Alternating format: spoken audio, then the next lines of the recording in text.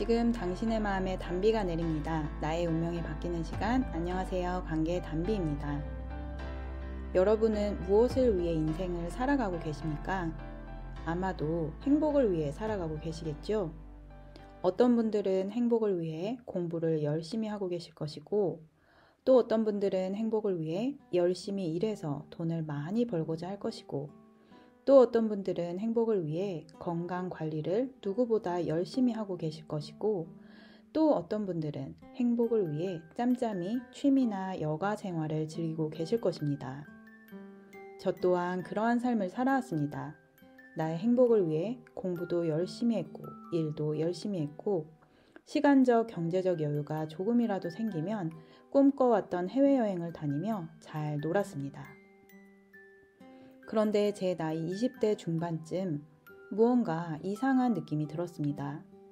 열심히 살다 보면 그래도 내가 예상했던 사회적 위치에 올라가고 그만한 대우를 받고 더 많은 여유를 누리면서 살아야 하는데, 이상하게도 시간이 흐르면 흐를수록 여유가 사라지고 미래에 대한 불안감이 커져만 가는 것이었습니다. 이때쯤 되면 저처럼 불안이 많은 여성들 가운데 한 번쯤 결혼을 생각해 보게 됩니다. 내가 가진 것 없고 특별한 능력도 없다면 결혼이라도 잘해서 내 인생의 마지막 반전 드라마를 써보고 싶은 것입니다.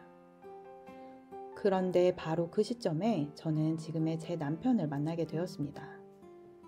물론 처음에는 결혼 생각으로 만난 것이 아니라 그저 호감으로 만나게 되었습니다.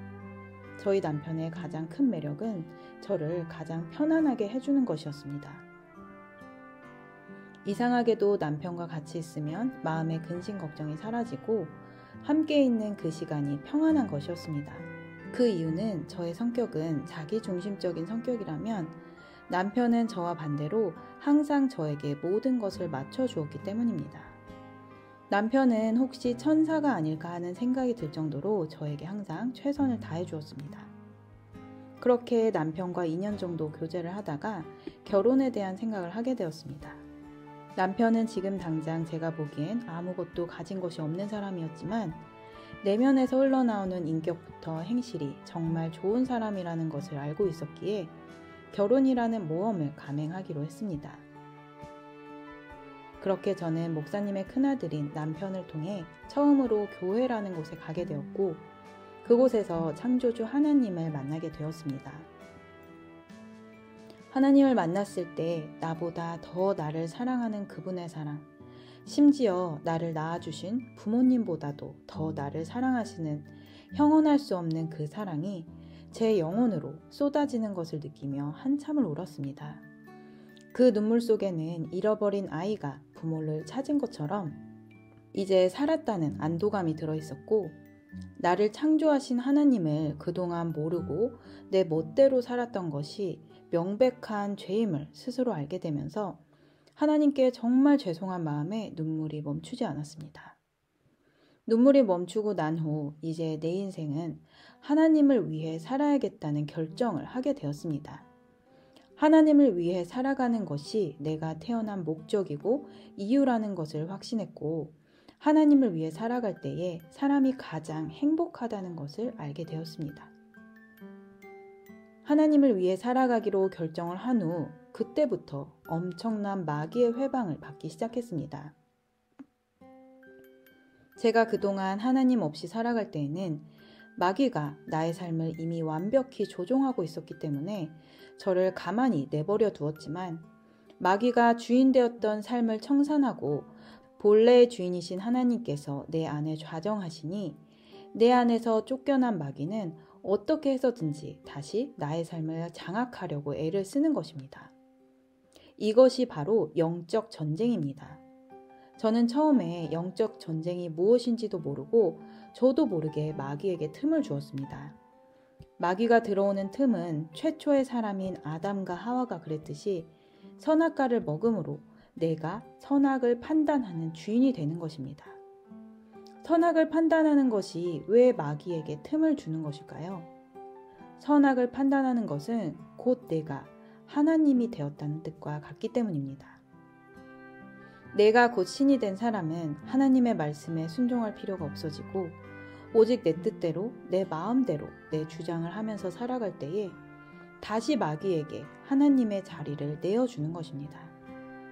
그래서 하나님께서는 선악을 알게 하는 나무의 실과를 먹으면 정령 죽는다고 하셨던 것입니다. 나의 영혼이 죽고 마귀의 영을 받아서 살아가는 것이 바로 선악의 판단인 것입니다. 하나님께서는 저희 목사님의 말씀을 통해 영적 전쟁이 무엇인지 영의 세계에 대해 세심하게 알려주셨고, 저는 그때부터 매일매일 영적 전쟁을 하면서 어떤 날에는 지고 어떤 날에는 이기기도 하면서 조금씩 성장해 갔습니다. 그러다가 목사님께서 예수님의 진리의 사랑을 받으면 영적 전쟁에서 쉽게 승리할 수 있다는 것을 알려주셨고, 그로 인해 심령의 천국, 가정의 천국이 이루어진다는 말씀을 하셨습니다. 저의 소원이 늘 마음 편하게 살고 싶었고 화목한 가정을 이루고 싶은 것이었기 때문에 저는 흔쾌히 사랑을 받기 위해 작정 기도를 시작했습니다. 예수님의 사랑을 받기 위해서는 제가 해야 할 기도가 있습니다. 바로 제 마음 깊은 곳에 가장 미운 사람, 도저히 용서할 수 없는 그 사람의 영혼을 축복하는 것이었습니다. 생각하기조차 싫은 일을 떠올린다는 것이 처음엔 쉽지 않았습니다.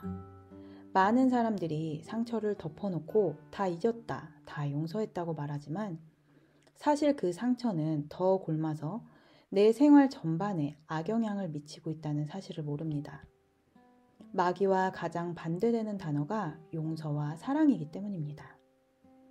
저는 이 사랑을 받아야 하겠기에 그동안 덮어놓았던 10년은 넘은 상처를 들춰내야 했고, 생생하게 나는 기억 속에서 마음이 너무나 아팠지만 그때 하나님께서 내가 너와 함께 아파하고 있었다는 말씀을 주셨습니다. 왜 그때 막아주지 않으셨냐고 묻자 하나님께서는 너처럼 아픈 사람들을 위로해야 하기에 그 사람들을 네가 진심으로 공감해주고 하나님의 사랑을 전해야 하기에 그럴 수밖에 없었다고 하셨습니다. 그 후로 또다시 깊은 기도 중에 내가 용서해야 할 그 사람이 땅바닥에 주저앉아 울고 있는 모습을 보여주셨습니다. 저는 그 모습을 보면서 너무나 강한 사람인데 왜 저렇게 주저앉아 아이처럼 울고 있는지 하나님께 물었습니다.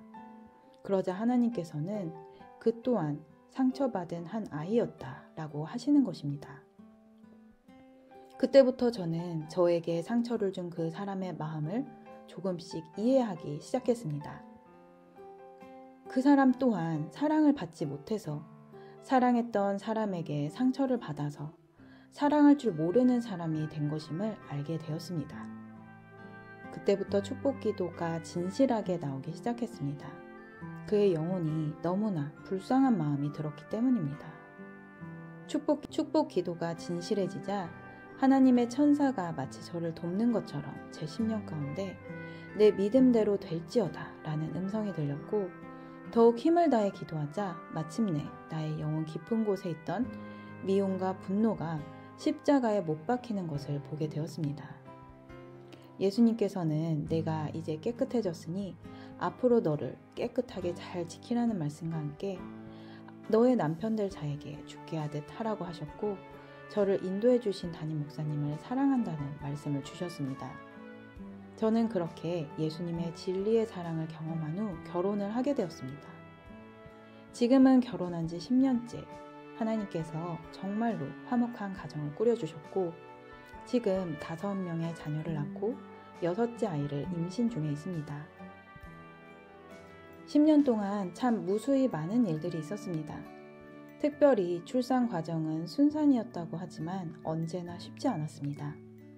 임신을 하면 입덧부터 시작해서 임신 소양증도 걸려보았고 유산도 경험했습니다.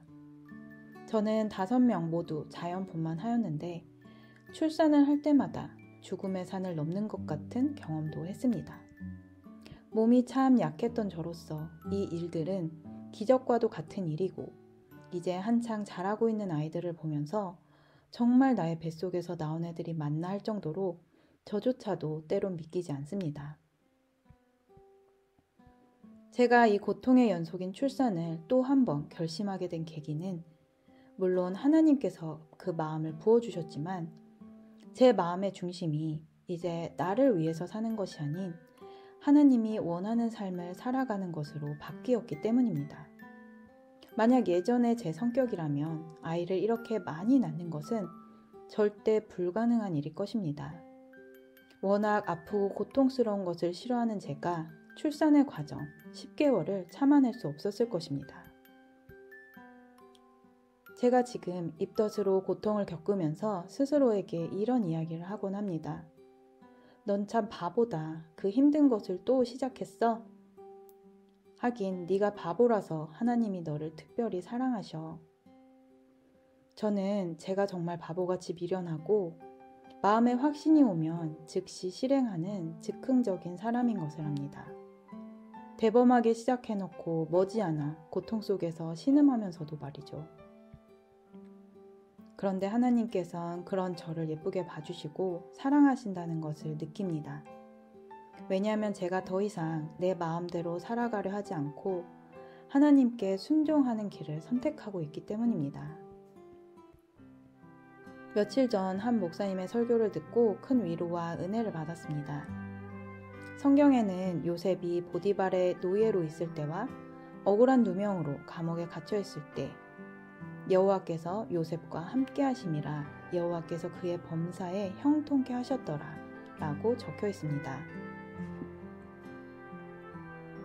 그런데 막상 요셉이 세상적으로 성공해서 국무총리가 되었을 때는 그런 말씀이 전혀 없다는 것입니다.